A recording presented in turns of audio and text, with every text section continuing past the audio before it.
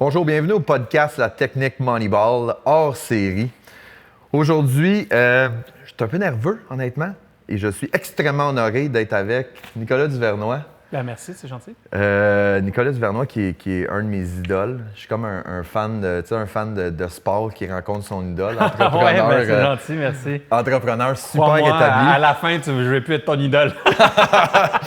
J'espère, ça veut dire qu'on va avoir des trucs croustillants. C'est super simple, Nicolas. Je t'en ai parlé déjà en pré-entrevue. La technique Moneyball, c'est la gestion mesurée des ressources, inspirée des Aces d'Oakland. Et on va chercher au début des entreprises, où est-ce qu'on regarde beaucoup l'entrepreneuriat aujourd'hui, on parle beaucoup des success stories et tout le kit. Moi, j'aime ça commencer au départ de dire, OK, oui, mais on a tous commencé à la même place, puis on a tous commencé en faisant les mêmes actions. Je racontais tantôt que ton histoire, c'est comme une trilogie. Puis moi, j'ai pas vu le deuxième, pas vu le film du milieu. C'est comme Jurassic Park, ça. Il y a Ouais, c'est ça. Ou Star Wars. Là, on a bien connu le début. Tu travaillais de nuit à l'hôpital, ta conjointe, tu supportais, vous étiez en train de travailler là-dedans pour pouvoir partir ça.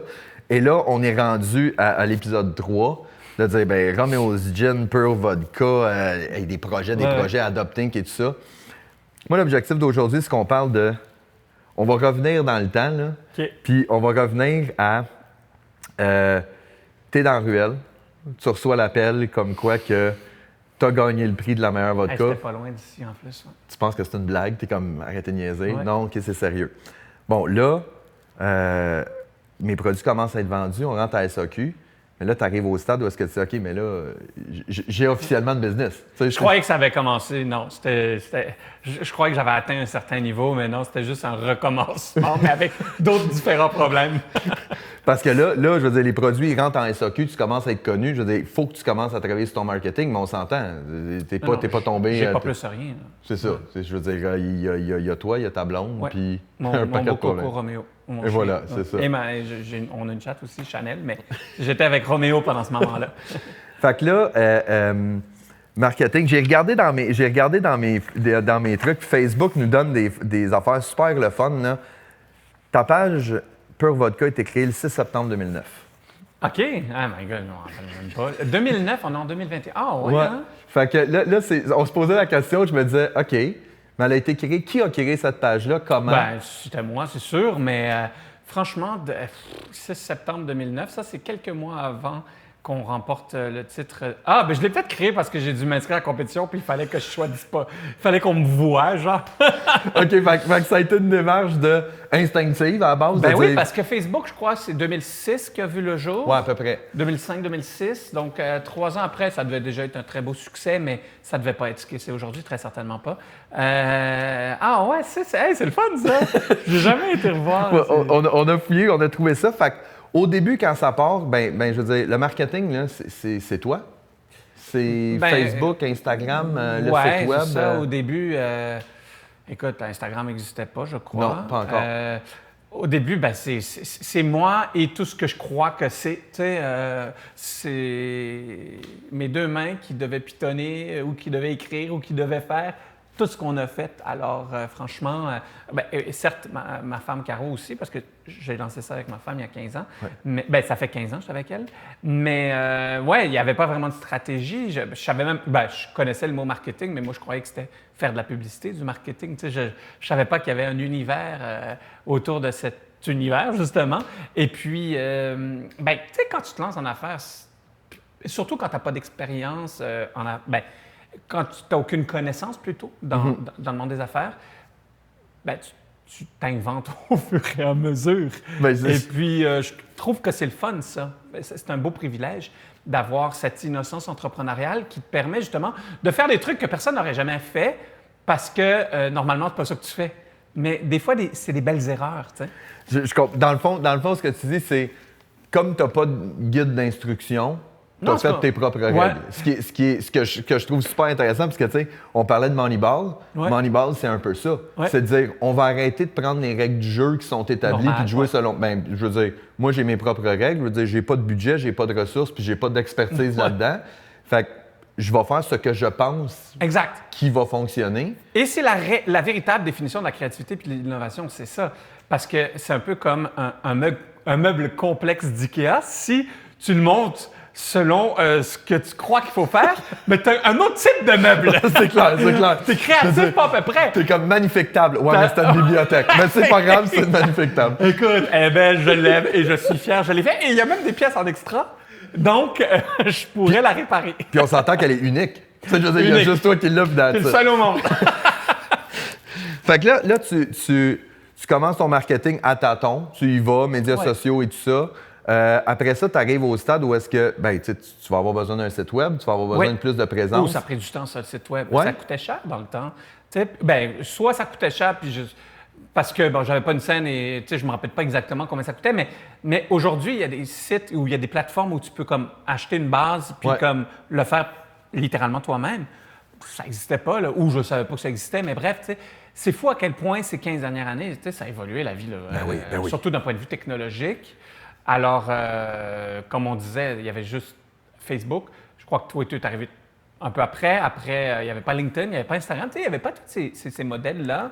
Où ils les avaient, mais on n'avait pas le comportement de. C'était pas, aujourd'hui, ils parlent que c'est 75% des adultes québécois qui sont présents sur Facebook. Tous les jours. Tous les jours, plusieurs heures par jour. C'était pas ça à l'époque. Ben non. Fait que, toi, dans le fond, tes premières actions marketing, c'est je t'ai remémoré que tu as créé ta page pour quand ils vont regarder le concours, il faut qu'ils voient que j'existe, fait que je vais me créer une page. Ton site web est venu beaucoup après. Oui. Bon, oui. Puis oui. Tes actions marketing, c'était quoi? Ben nous, c'était faire des événements. On donnait notre stock pour que le monde goûte, parce que tout se passe dans la dégustation avec un produit comme le nôtre. Et puis, j'aimais ça aussi en même temps parce que c'était très, très souvent pour des bonnes causes. Hein. C'était toujours des levées de fonds ou un bal de Sainte-Justine, le bal du Musée des Beaux-Arts. Le premier événement qu'on a fait, c'était un bal. C'était une levée de fonds pour Sainte-Justine dans un centre qui s'appelle le Midtown, qui était tout premier événement, c'était ma sœur et Caro en arrière du bar. Et puis, je faisais semblant de savoir de quoi je parlais, là, devant le bar. Ouais. Puis moi, quand tu parles de ta sœur, moi j'ai suivi ta conférence à Influence Montreal, c'est ta sœur que tu avais pris sa carte de crédit. Ouais, je m'étais inspiré légèrement de ses numéros de carte de crédit, oui, effectivement, la même. Mais c'est drôle parce que dans un précédent épisode, on a rencontré Anthony Vandram de Poche Épice. Ah, il est drôle, lui. Puis il m'a dit à peu près la même chose que tu viens de me dire, mais dans un autre domaine. Lui, il a commencé, qu'est-ce qu'il a fait? Il donnait des T-shirts. Ouais. C'est ce qu'il faisait, c'est de dire... Tu sais, puis des fois, c'est ça que je trouve le fun de revenir à la base, c'est de dire, tu sais, keep it stupid simple ou simple stupid, c'est de dire, tu sais, quand t'as pas d'argent puis que t'as pas de ressources, t'as un produit de qualité.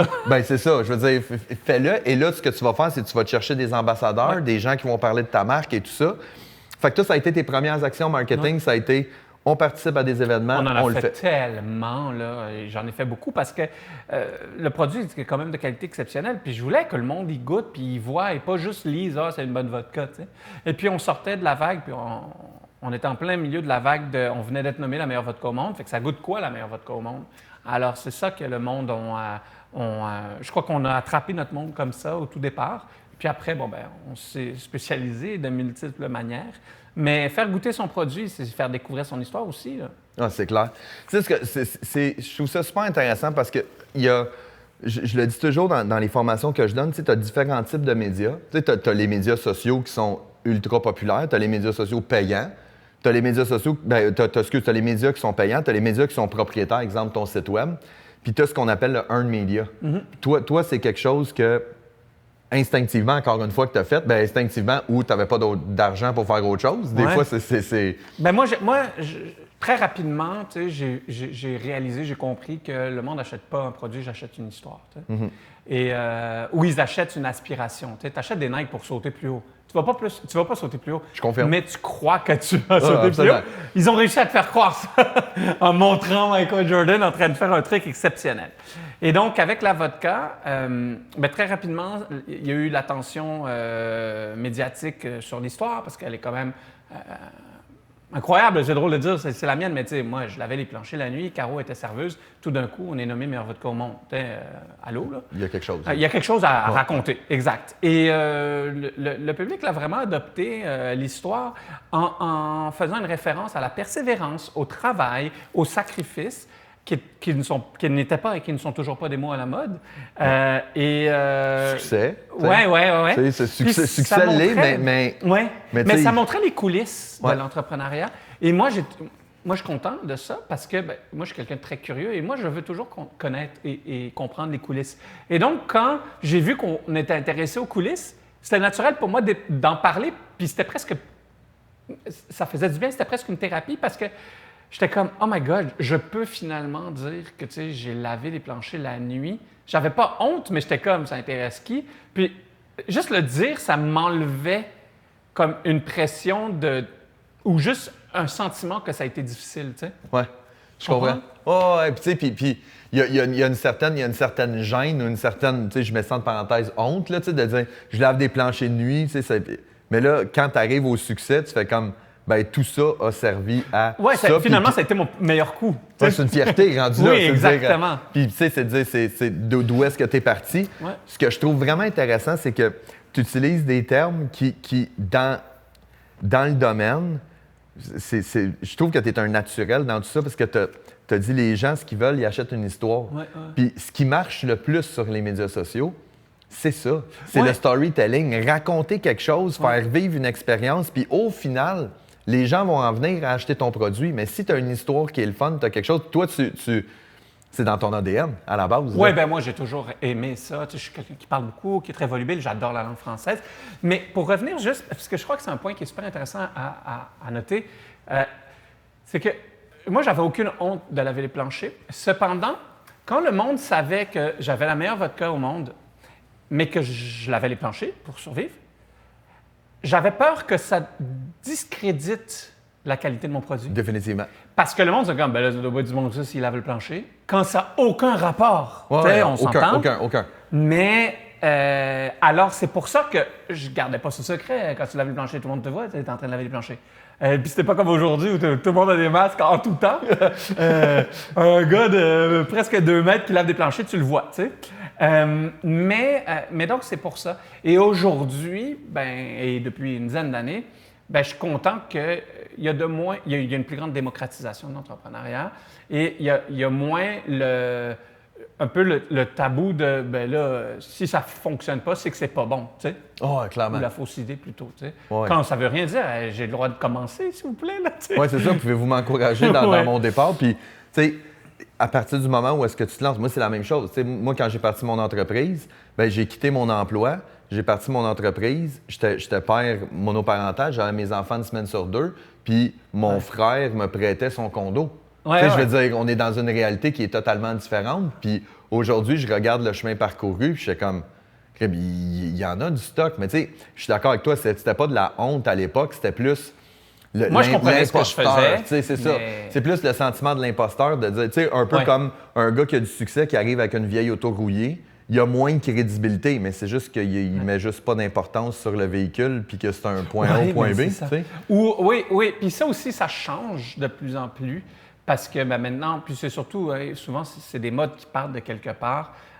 Silicon Valley, les entrepreneurs des entreprises qui valent des milliards, maintenant, ils sont en jean puis en T-shirt. Ouais. Donc, ça a changé aussi le look que tu devais avoir. Tu sais. C'est devenu mainstream. Moi, je rigole tout le temps sur mes réseaux sociaux. Moi, je suis en jogging la moitié, 3/4 du temps, je suis en jogging. Ici, je suis tout seul dans mes bureaux.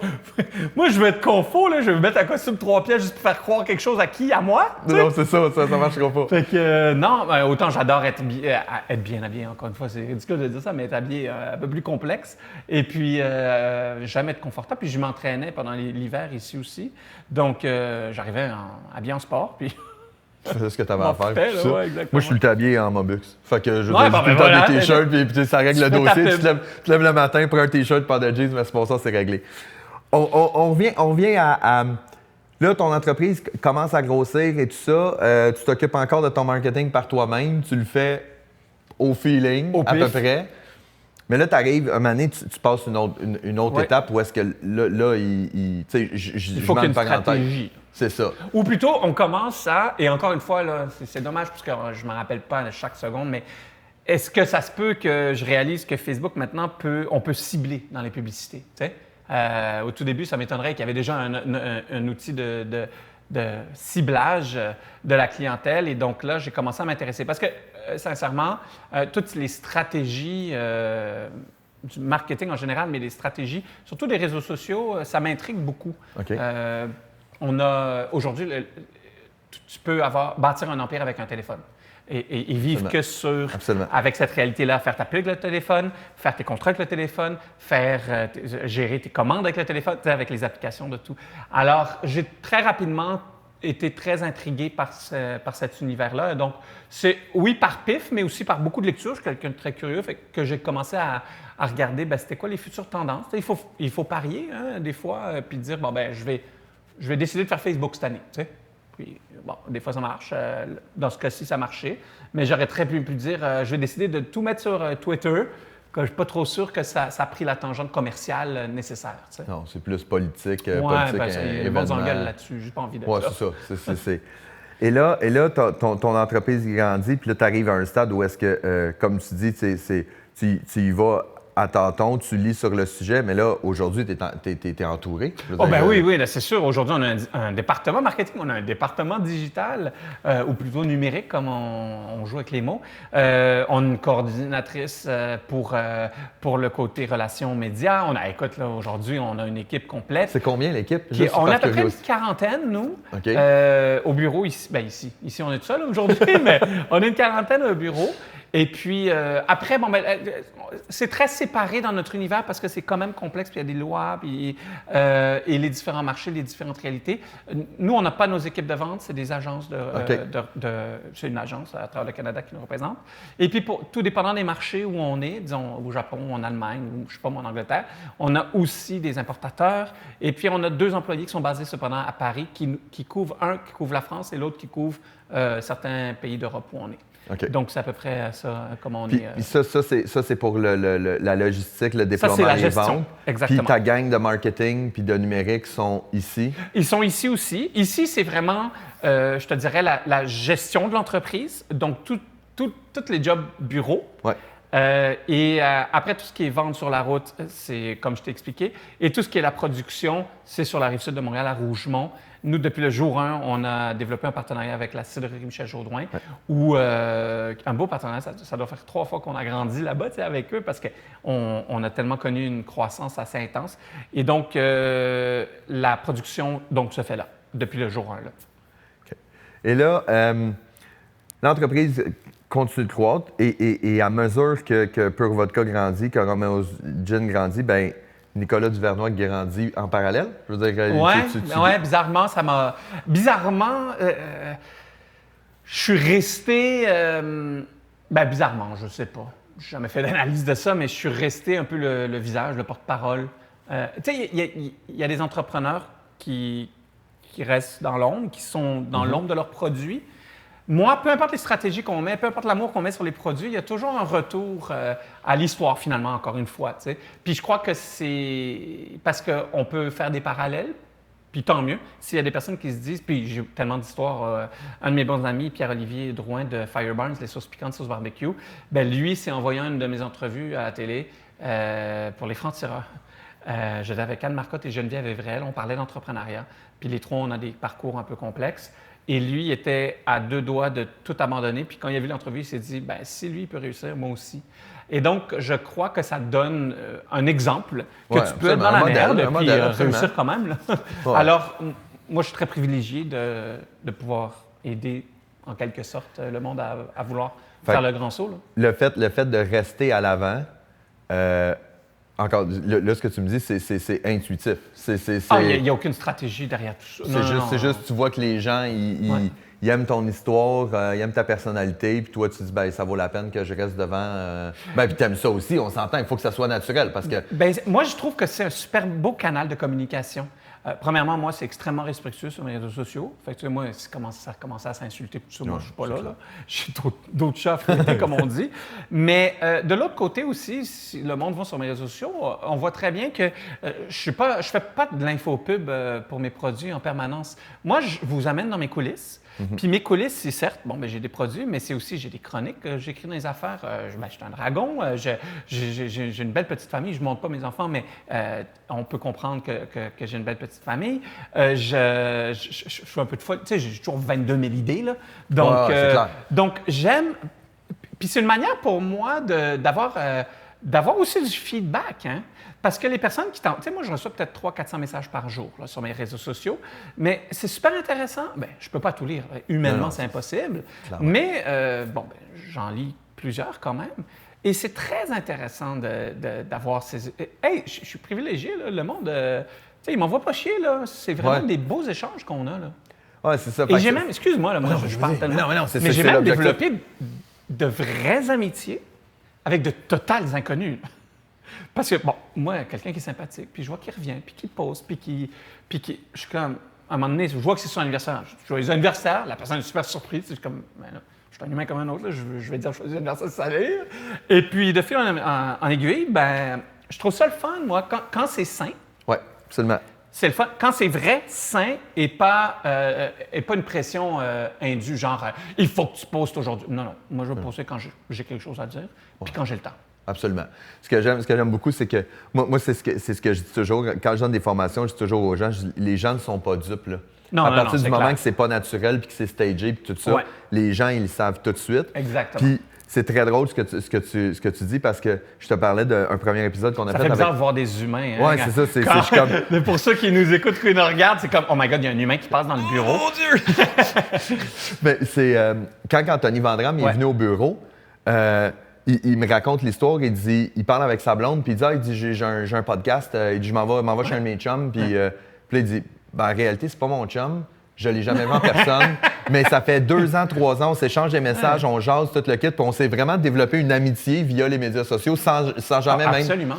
Puis là on se rencontre pour la première fois en vrai, mais on est sympathique, il y a une complicité qui est installée, fait que ça c'est ce que je trouve qui est hyper le fun des médias sociaux.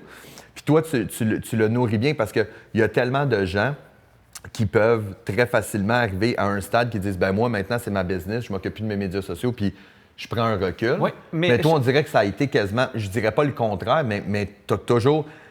Plus tes entreprises grandissent et prennent de l'ampleur, plus toi, tu suis ça en étant présent. Puis, Mais je te dirais qu'aujourd'hui... Tu sais, parce que souvent, je trouve que les entrepreneurs qui agissent ainsi... ont oublié que c'est le client ta business, c'est pas ta business en tant que tel. Le client, c'est lui qui va consommer ton produit, c'est lui qui va référer ton produit, c'est lui qui va partager ton histoire. Et donc, si tu lui donnes pas d'amour comme lui, il t'en donne, parce que, tu sais, quand tu vas à l'SAQ, tu dépenses 39 $, tu l'as travaillé, ton 39 $, ça vaut quelque chose. 78 officiellement. Oui, tu sais. Alors, quand tu vas... sur les réseaux sociaux, puis tu leur parles, tout ça, bien, c'est une forme aussi de reconnaissance. Et encore une fois, il faut toujours avoir les 2 pieds sur terre puis écouter le monde. La quantité d'idées que j'ai grâce à des échanges, pas du monde qui m'envoie des idées bien précises, je suis comme « Oh my God, je vais le faire », je ne ferai jamais ça, mais juste les échanges, les questions qu'ils posent, les commentaires qu'ils laissent. Bien là, je suis comme « Oh my God, OK, c'est comme ça que… » Parce que c'est une étude de cas superbe. Quand tu as 100 000 personnes qui te suivent, tu poses une question, tu as un vrai sondage. Absolument. C'est fou, là! Définitivement.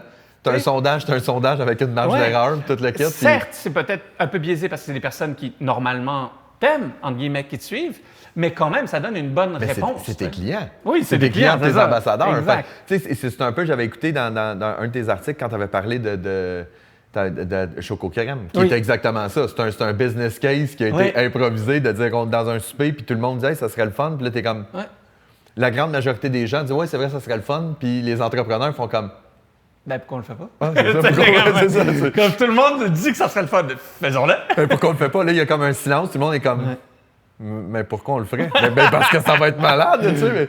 Puis là, fait que là, finalement, toi, t'es rendu au stade de. Tu sais, je trouve ça vraiment super intéressant parce que ce que ça démontre, puis corrige-moi si je me trompe, là, Il n'y a pas de formule magique, là. Il n'y a pas de ben non, formule magique, aucune. puis il n'y a pas de manuel Ikea. Toi, c'est de dire, on monte, on essaye, on y va de façon intuitive, on y va de façon à respecter nos valeurs, on raconte notre histoire, on reste en contact avec notre audience et on regarde ce qui se passe. Mais surtout du fait qu'on a la mauvaise habitude de croire que l'entrepreneuriat, c'est une science pure. Tu sais, 1 + 1 fait 2. Ben non. Alors, comme dans toute science humaine, il n'y a aucune garantie de succès dans une démarche parce qu'il y a tellement de facteurs qui rentrent en compte. Il y a même de l'illogisme qui rentre en compte. Des fois, tu sais, c'est illogique. Ouais. Ben oui, puis c'est comme ça que ça marche. Tandis que dans la science pure, ce qui rassure énormément les personnes, c'est que c'est garanti. 1 + 1, ça fait 2. Ça fera toujours 2. Ouais. Alors, c'est ça, je crois, qui fuck un peu le chien dans l'histoire, où le monde, abandonne très rapidement avec le marketing, parce que là, ils se disent, ben là, j'ai mis 200 $ sur un post, et puis j'ai pas eu autant le même résultat que la dernière fois que j'ai mis 200 $. Non, mais c'est parce que ça marche pas comme ça. Ouais. C'est qu'on regarde l'entrepreneuriat très souvent d'un regard comptable, qui est une des parties importantes d'une entreprise, mais qui n'est pas la seule. Absolument. Tu sais, je pense qu'on est plus dans tu sais, l'entrepreneuriat, c'est 1 × 3 + 2 - 3 + 1 = 2. Tu sais, je veux dire, au final, tu Puis arrives 2 à minutes ça. après, t'es comme, qu'est-ce que j'ai dit? Tu sais, c'est comme... Ben, en parlant de chiffres et tout, tantôt, tu m'as dit que tu regardais tu étais curieux de nature pour tout ce qui était Facebook et tout Oui. ça. Est-ce que vous avez quand même un tableau de bord? Tu regardes-tu ce qui Ah ben se oui, passe ben un là, peu? c'est sûr que oui, avec notamment Sandy, c'est sûr qu'elle elle contrôle vraiment toutes ces plateformes-là. Puis on fait après chaque campagne, on fait un résumé de campagne avec nos bons coups, nos coups qu'on n'a pas vu venir, nos imprévus, nos ci, nos ça. Ça, c'est très important parce que, bon, je sais que c'est presque un cliché de le dire, mais c'est tellement riche de pouvoir avoir accès à ce data-là, à ces données-là. Et je crois sincèrement qu'une entreprise qui analyse bien ces données se donne une chance de plus de réussite. Parce que les données parlent. Absolument. Les données parlent, c'est comme un sondage. Tu sais, si 98 % de ton monde disent non, ça veut dire quelque chose. Ouais, Est-ce que tu dois les écouter? Non, pas bouger. Mais ça veut dire quelque chose. Ben, comme tu dis, c'est une donnée de plus dans ta réflexion. Exactement. De dire, si j'y vais quand même, il faut quand même que je prenne en considération C'est ma prise de risque. C'est ma prise de risque, puis je suis prête à vivre avec. Ouais. Après ça, je peux pas arriver puis dire, on n'a rien vendu. Ouais, mais tu l'avais déjà. C'est moi qui ai décidé. Ouais, C'est ça, exactement. absolument. Fait que tu as des données que tu analyses et tout ça. Oui, et de plus en plus, et même on a un programme avec notre chef de finances et opérations qu'on a développé avec une entreprise qui s'appelle Anagraph, qui est basée dans les Laurentides, qui est une entreprise qui mélange les métadonnées et l'intelligence artificielle pour pouvoir sortir, entre guillemets, un chiffre. Et on est en train de développer, et on l'a développé, un outil d'analyse supplémentaire pour faire le suivi de nos ventes. Par point de succursale, c'était facile parce qu'on pouvait acheter les statistiques de la SAQ. Mais dans ce blender de données, bien, on a rajouté les données de Statistique Canada. Alors, on peut savoir, bien, dans telle SAQ, à moins d'1 kilomètre de ça, il y a X nombre de personnes qui ont été à l'université, ce qui donne un X nombre de pourcentage de chances qu'ils ont un salaire de 70 000 $ et plus, ce qui, tu comprends? Ouais, et absolument. on a même rentré les données de Météo Média. Parce que le jeudi, quand il pleut, quand tu vas à SAQ, là, ben, tu n'achètes pas la même affaire que quand il fait 35, puis que Météo Média dit qu'il va faire 35 tout l'été, toute ta fin de semaine. Absolument. Là, c'est les canettes que tu veux vendre. On a hâte C'est pas un choco-crème que tu vends à 35 non, degrés. c'est clair, T'sais? c'est clair. Donc, ouais, on s'est énormément compliqué la vie parce que rentrer dans cet univers-là, on s'entend que tout est possible. Donc, plus de possibilités, plus de bordel dans ta cérébrale. Ouais. Mais c'est passionnant. Moi, je trouve ça passionnant. Mais on s'entend que tu l'as fait dans un processus. Tu n'aurais pas fait ça ta première année. Je veux dire, c'est tu clair. es allé chercher, tu sais, à la base, Ouais. tu avais du data de base quand tu faisais Ouais, des de campagnes. base. Tu sais, de dire combien ça a coûté, combien de clics ça a généré, puis Ouais. après ça. Et là, tu montes. Et là, et là, l'objectif que vous avez avec ces métadonnées-là, puis avec c'est d'arriver à des tendances. Prévoir les tendances. Prévoir les tendances, puis bâtir Ajuster le marketing. notre tir, voir ce qui marche, voir ce qui ne marche pas. Mais il y aura toujours un 30 % facile d'inconnu. Ouais. Le journal de Saint-Eustache, tout d'un coup, fait une pub sur... Pas une pub, mais fait un article, excuse-moi, sur un gin de Saint-Eustache.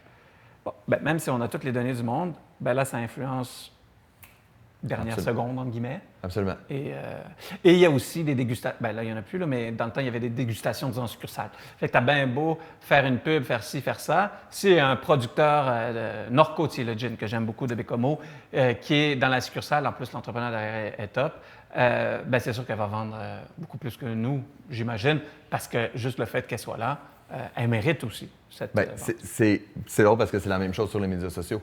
C'est la même chose sur les médias sociaux du fait que des fois, tu as bâti la plus belle stratégie, la plus belle publication, la plus belle vidéo. S'il y a quelque chose qui est arrivé dans le marché puis qui a pris toute l'actualité des médias sociaux, ton contenu va passer dans le beurre. Est-ce que ça veut dire qu'il est mauvais? Pas nécessairement. Ça Non. veut juste dire que le timing est Écoute, pas là. le plus grand lancement de l'histoire presque, je crois de l'histoire de l'entreprise, c'était notre Romeo Gin X et le lancement, c'était fin mars 2020. On s'entend que ça a quand même changé la game. Il y a un petit virus qui a fucké le truc, là. Un tout petit de rien du tout. Ben c'est ça, mais tu peux pas le prévoir. Ça, Ben ça veut non. pas dire, nécessairement, ça veut pas dire que la campagne n'était pas bonne. Ben, C'est on a juste dû changer un tout, Absolument. mais deux, ça a été un méga succès et même plus qu'on pensait. Donc, comme quoi, Et voilà. on stressait. 1 fois mais- 3 plus, ouais, plus ouais. 2. Tu as fait tout le processus. Qu'est-ce qui s'en vient dans les prochaines, Oh my prochaines God, semaines? qu'est-ce qui s'en vient pas? C'est ça le problème ici. C'est que c'est vraiment intense. C'est clair qu'on est une entreprise qui est très active. On a plusieurs lancements de produits cette année, donc quand même répartis sur l'année. On a quand même une grosse étape qui est le déménagement. On déménage, c'est quoi ça, 15 mètres en haut? Parce qu'on est au 4e, on va au 5e. On a quelques embauches, quelques nouveaux employés qui arrivent aussi très bientôt. Puis il y a quand même encore, même si ça fait 15 mois, toute cette adaptation à bien comprendre comment travailler. Très certainement, ça va être en modèle hybride de télétravail et présence au bureau. Il y a des gros défis de ce côté-là pour toutes les entreprises, pour le bien-être de mon équipe aussi, et de moi aussi. Là. Moi, j'ai pété ma coche. Là. Je crois avoir été celui qui a le moins bien vécu cette transition dans toute l'entreprise parce que moi, j'adore mon monde, j'ai besoin de mon monde, j'ai besoin d'être avec du monde, j'ai besoin de faire des folies, j'ai besoin de voir dans les yeux de quelqu'un s'il va bien ou pas, j'ai besoin de ça. Puis là, de te retrouver à regarder ta webcam 7 heures par jour, là, moi, je suis en train de devenir fou. Je suis devenu un technicien audiovisuel cette année, donc c'est bien, ça m'a aidé. Avec toutes les plateformes que j'ai dû m'inscrire. Hey, j'en ai-tu des mots de passe sur mes plateformes, moi, là? Après ça, on se ça demande finit pourquoi on utilise la même partout. Ça finit, Tu sais, je ouais, veux c'est dire, ça, à un ils moment disent, donné, ne le faites pas. Ben oui, mais il y a 14 plateformes. Puis, juste en passant, tu sais qu'il y avait déjà Skype qui existait avant. Oui, c'est ça. Pourquoi? Mais tout le c'est monde- ça, c'est le... Tout le monde s'est garoché sur des nouvelles plateformes. Là, c'est drôle parce qu'avant, il y avait iPhone, Android. Tu sais, Ouais, moi, je suis un ouais. iPhone, moi, je suis un Android. Là, tu as la nouvelle gang qui est moi, je suis Zoom, moi, je suis Teams, moi, je suis. Puis là, c'est comme. Puis là, je viens de découvrir un truc, sérieusement, avant notre tournage. C'était TELUS. J'ai été invité à un truc, fait que là, je clique. C'est exactement le même look que Zoom, mais c'était TELUS. Là, moi, j'étais perdu. Là, y a-tu déjà des mariages là-dedans, là, hybrides? Écoute, c'est... regarde, c'est fou. Je crois que je vais m'implanter une caméra dans la face qui me regarde à 3 pouces pour que je sois toujours zoomé Ouais, quelque c'est part. juste là. un crochet de tu sais, de même, ça me Ouais, suit. Puis... ça va être fait, tu sais, puis avec des... toujours en... même pas de bouton mute. Je veux toujours être sur parler, parce que Comme je suis tanné de cliquer. c'était quoi là. le film avec. Oui, Louis quelque chose, là, Louis ouais, XIX? Louis XIX, je pense que c'est ça, mais qui était le Truman Show de, Ouais, de- c'est de ça, Jim c'est ça, Carrey. ouais. Ah, Ouais, ça serait il intéressant. l'a vu 30 ans avant, 40 ans avant. Ça Mais serait, bref. ça serait le fun, un Nicolas Show. Oh non, On non, le suit non, pendant 30 non, je suis épuisé, là, j'en fais trop. Mais tout ça pour te dire, un immense détour pour te dire que cette année, énormément de défis. Puis je te dirais qu'il y a des défis à 25 50 puis 100. Tu sais, il y en a que... On veut tous les faire, mais on ne sait pas exactement aussi quels vont voir le jour. Mais sur la planche à dessin, c'est pas relaxant. Non, j'en doute pas une seconde. En terminant, juste si on revient en arrière, tu avais un conseil à donner à Nicolas Duvernois qui doit commencer son marketing. On est là, on commence. Est-ce que tu ferais quelque chose différemment? Oui, investir dans Facebook. Ok, Vends t'achèterais tout, des actions. achète ok. des actions dans T'achèterais Facebook. pas de la pub, toi. T'achèterais Non, des actions. Merci, bonsoir, ça serait réglé. Ouais, ça valait pas, je sais pas ce que ça vaut, mais bref. Moi, tu sais, pour de vrai, être Nicolas d'aujourd'hui, parler au Nicolas d'hier, ben finalement, j'aime où je suis aujourd'hui. Fait que j'aurais dit, genre, Go for it. go for it. Tu aurais fais juste la donné une même petite tape dans le dos et tu dis, vas-y, Ouais, ça va parce bien que je aller. crois pas au parcours parfait, je crois pas aux recettes préfabriquées, tu sais, entre guillemets. je crois qu'il faut que tu fasses des erreurs. Je crois qu'il faut que tu trouves par toi-même. Je crois qu'il faut que tu poses des questions. Je crois même qu'il faut qu'il y ait des choses que tu ne sais pas comment ça marche. Absolument. C'est super important, ça. Je suis d'accord. Tu sais, fait que, ouais, parce que ça te permet de t'entourer de monde qui savent comment ça marche. Puis finalement, tu réalises que tu n'étais vraiment pas la meilleure personne pour le faire. Alors, peut-être une seule chose, ça revient à la curiosité, c'est un de mes mots préférés dans la langue française, c'est d'être peut-être même encore plus curieux sur cette approche-là, parce que, sincèrement, toutes les sphères d'une entreprise sont importantes, mais le marketing, par définition, c'est de faire une action pour influencer. Et c'est complexe, la compétition, il y en a beaucoup. Et donc, cette fameuse action-là, pour que le client te choisisse, elle est primordiale. Alors, être encore plus curieux sur peut-être la psychologie du client, que je n'avais jamais abordé jusqu'à tout récemment, qui est un autre univers extrêmement complexe, mais que je sens que ça va me prendre des années à bien comprendre. Peut-être que j'aurais aimé ça, réaliser qu'il y a peut-être une science derrière l'achat. Ben, il y a peut-être, je te le garantis, Ouais, il y en a, mais je ne l'ai pas découvert encore. Absolument. Et puis... Puis les médias sociaux font que le comportement d'achat change tellement. C'est fou. C'est fou. Et le futur va être la voie. Tu sais, on n'écrira plus d'emails. Le monde qui m'écoute pense que je suis fou. J'aimerais que tu prennes ce moment-là. Dans 10 ans, on n'écrit plus d'emails. On va dire nos emails. Maintenant, on peut vendre des moments. Tu sais, on peut vendre des moments, puis c'est ce moment-là. Oui. On va valoir quelques millions de dollars. Oui, c'est vrai, avec le NFT. Non, mais c'est parce que, tu sais, le monde... Est-ce que tu aurais cru juste quand tu avais 15 ans que tu allais prendre une photo de ton appareil, ton téléphone, qui avait le long fil puis que tu faisais à roulette? Même je vais aller moins loin que ça. En 2015, quand j'ai parti Agence Mobux, si tu m'avais dit, dans 5 ans, vous allez être une équipe de 12 puis vous allez avoir des clients partout au Canada, j'aurais fait, mais non. Ça reste que c'est Facebook. Mais aujourd'hui, on est rendu là. Puis non seulement on est rendu là, mais quand je regarde en avant, je fais comme le potentiel est illimité. Exactement. Donc, ce qui est impossible aujourd'hui est extrêmement réaliste demain. Absolument. Et alors, ça aussi, ça va changer le marketing. Parce que quand tu vas dire à ta petite Alexa, là, ta bidule, là, Alexa, je veux acheter une bouteille de gin, ben, c'est clair et net qu'il va avoir une manière de pouvoir faire une promotion quelconque payante avec Amazon ou autre pour que la première... Alexa te recommande. Te recommande Romeo's Gin, exactement. Voilà. C'est clair, net et précis que ça va être là. Ou quand tu vas dire Alexa, j'aime les gins végétaux à base de concombre. Boum, il faut que tout de suite, le mot concombre appartienne à Romeo's Gin. Ça va être le futur. Ben, c'est pas le futur. C'est là. Oh, absolument. Alors, ouais, c'est intéressant. Super intéressant, Nicolas. Merci beaucoup. Grand plaisir. Et c'est tout pour nous. That's it. Merci beaucoup. C'est tout. Je suis vraiment mauvais dans les fins. Fait qu'on va dire bye. C'est tout. À la semaine prochaine. Tu sais, j'ai toujours rêvé de dire ça. À la semaine prochaine.